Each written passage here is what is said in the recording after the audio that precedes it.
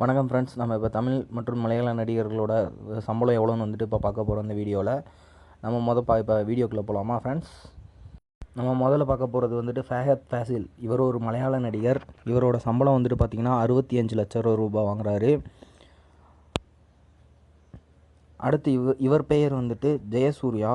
இவர் ஒரு மலையாள நடிகர். இவர் 75 லட்சம் ரூபாய் வந்துட்டு சம்பளமாக வாங்கிட்டுருக்காரு. இவர் துல்கர் சல்மான். இவர் மலையாள நடிகர். இவருடைய சம்பளம் வந்துட்டு 90 லட்சம் ரூபாய்.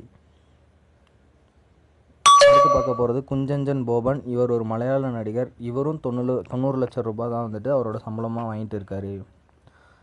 இவர் ஒரு தமிழ் மற்றும் மலையாள நடிகர். மம்புட்டி. இவர் 3 கோடி ரூபாய் வந்துட்டு ஒரு படத்துக்கு சம்பளமாக வாங்கிட்டு இருக்காரு. இவர் திலீப். இவர் 2.5 கோடி ரூபாய் வந்துட்டு தன்னோட படத்துக்கு வந்துட்டு சம்பளமாக வாங்கிட்டு இருக்காரு. இவர் ஒரு மலையாள நடிகர் ஆவார். இவர் தமிழ் மற்றும் மலையாள நடிகர் பிருத்திவிராஜ். இவர் 1,70 லட்சம் ரூபாய் வந்துட்டு தன்னோட படத்துக்கு வந்து சம்பளமாக வாங்கிட்டு இருக்காரு. அடுத்து பார்க்க போகிறது சுரேஷ் கோபி. இவர் வந்துட்டு ஒரு மலையாள நடிகர். இவர் வந்துட்டு 1 கோடி ரூபாய் தன் படத்துக்கு சம்பளமாக வாங்கிட்டு இருக்காரு.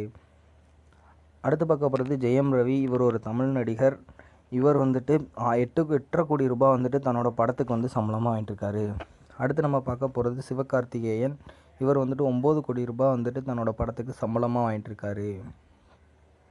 அடுத்து நம்ம பார்க்க போகிறது தனுஷ். இவர் ஒரு தமிழ் நடிகர். இவர் 10 கோடி ரூபாய் வந்துட்டு தன்னோட படத்துக்கு வந்துட்டு சம்பளமாக வாங்கிட்டு இருக்காரு. அடுத்து பார்க்க போகிறது விக்ரம். இவர் ஒரு தமிழ் நடிகர். இவர் வந்துட்டு 14 கோடி ரூபாய் வந்துட்டு தன்னோட படத்துக்கு சம்பளமாக வாங்கிட்டு இருக்காரு. அடுத்து நம்ம பார்க்க போகிறது சூர்யா. இவர் வந்துட்டு ஒரு தமிழ் மற்றும் மலையாள நடிகர். இவர் வந்துட்டு 25 கோடி ரூபாய் வந்துட்டு சம்பளம் வாங்கிட்டு இருக்காரு. அடுத்து நம்ம பார்க்க போகிறது உலகநாயகன் கமலஹாசன். இவர் வந்துட்டு 30 கோடி ரூபாய் வந்துட்டு தன்னோட படத்துக்கு சம்பளமாக வாங்கிட்டு இருக்காரு. அடுத்து நம்ம பார்க்க போகிறது விஜய். இவர் வந்துட்டு 45 கோடி ரூபாய் வந்துட்டு தன்னோட ஒரு படத்துக்கு வந்து சம்பளமாக வாங்கிட்டு இருக்காரு. அடுத்து நமக்கு பார்க்க போகிறது அஜித் குமார். இவர் வந்துட்டு 55 கோடி ரூபாய் வந்துட்டு தன்னோட படத்துக்கு சம்பளமாக வாங்கிட்டு இருக்காரு. அடுத்து நம்ம பார்க்க போகிறது மோகன்லால். இவர் வந்து 4 கோடியிலிருந்து 5 கோடி வரைக்கும் சம்பளமாக வாங்கிட்டு இருக்காரு. இவர் ஒரு மலையாளம் மற்றும் தமிழ் நடிகர் ஆவார். அடுத்து நம்ம பார்க்க போகிறது கார்த்தி. இவர் ஒரு தமிழ் நடிகர்.